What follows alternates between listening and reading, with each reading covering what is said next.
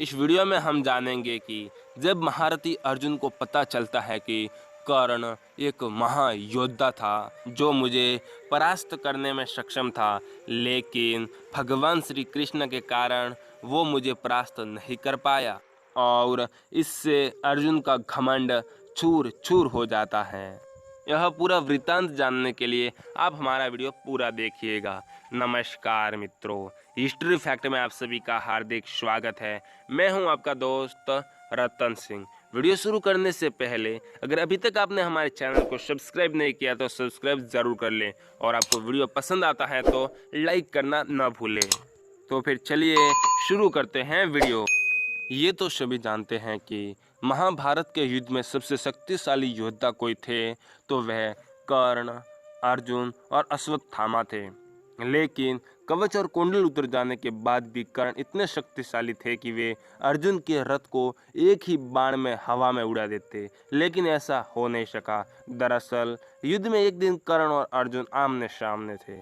दोनों के बीच घमासान चल रहा था। ऐसे में जब अर्जुन का तीर कर्ण के रथ पर लगने पर 25 से 30 हाथ पीछे खिसक जाता था और कर्ण का तीर अर्जुन के रथ पर लगने से मात्र 2 से 3 हाथ ही खिसकता था। लेकिन फिर भी भगवान श्री कृष्ण कर्ण की प्रशंसा करते नहीं थकते थे। ऐसे में अर्जुन से रहा नहीं गया और उन्होंने उनसे पूछ ही लिया कि हे माधव, आप मेरे शक्तिशाली प्रहारों की बजाय उसके कमजोर प्रहारों की प्रशंसा कर रहे हैं, ऐसा क्या कौशल है कर्ण में? तब भगवान श्री कृष्ण मुस्कुरा कर बोले, अर्जुन, तुम्हारे रथ की रक्षा के लिए ध्वज पर स्वयं हनुमान जी, पहियों पर शेषनाग और सारथी के रूप में मैं स्वयं नारायण विराजमान हूँ। इस सब के बावजूद कर्ण के प्रहार से अगर यह रथ एक हाथ भी खिसकता है तो मानना ही पड़ेगा कि कर्ण में अद्भुत पराक्रम है। ऐसे में उसकी प्रशंसा तो बनती ही है।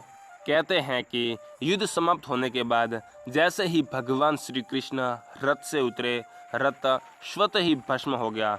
वो तो कर्ण के प्रहार से कब का भस्म हो चुका था, पर नारायण विराजे थे इसलिए चलता रहा। यह देख अर्जुन का सारा घमंड चूर चूर हो गया और ये भी माना जाता है कि अर्जुन की ध्वजा पर स्वयं हनुमान विराजमान थे। ये तो सभी जानते हैं कि हनुमान जी के बगैर युद्ध जीतना असंभव था। हनुमान जी से पांडवों की मुलाकात वनवास के दौरान गंधमादन पर्वत पर हुई थी। मान्यता अनुसार भीम और हनुमान दोनों भाई हैं, क्योंकि भीम और हनुमान दोनों ही पवन देव के पुत्र हैं। श्री कृष्ण की युक्ति के अनुसार हनुमान जी से पांडवों ने जीत का आश्वासन ले लिया था। इसी के चलते वे युद्ध में अर्जुन के रथ के ऊपर ध्वज में विराजमान हुए थे। एक दिन अर्जुन अकेले वन में विहार करने गए। घूमते घूमते वे रामेश्वरम चले गए, जहां उन्हें श्री राम जी का बनाया हुआ सेतु दिखा।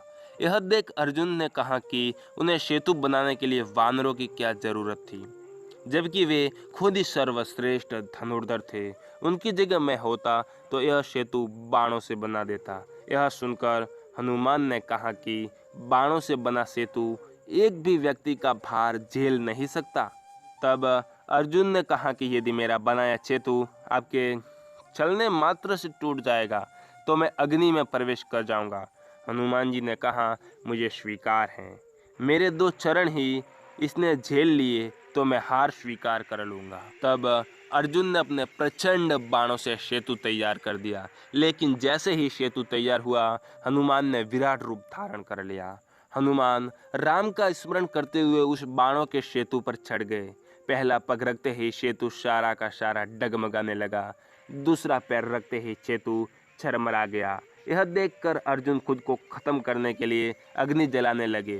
तभी भगवान श्री कृष्ण प्रकट हो गए और अर्जुन से कहा कि वह फिर से सेतु बनाए, लेकिन इस बार वे श्री राम का नाम लेके सेतु बनाए, जिससे वह नहीं टूटेगा। दूसरी बार सेतु के तैयार होने के बाद हनुमान फिर से उस पर चले, लेकिन इस बार सेतु नहीं टूटा। इससे खुश होकर हनुमान ने अर्जुन से कहा कि वे युद्ध के अंत तक उनकी रक्षा करेंगे। इसीलिए कुरुक्षेत्र के युद्ध में अर्जुन के रथ के ध्वज में हनुमान विराजमान हुए और अंत तक उनकी रक्षा की। कुरुक्षेत्र के युद्ध के अंतिम दिन कृष्ण ने अर्जुन से पहले रथ से उतरने को कहा। उसके बाद कृष्ण रथ से उतरे।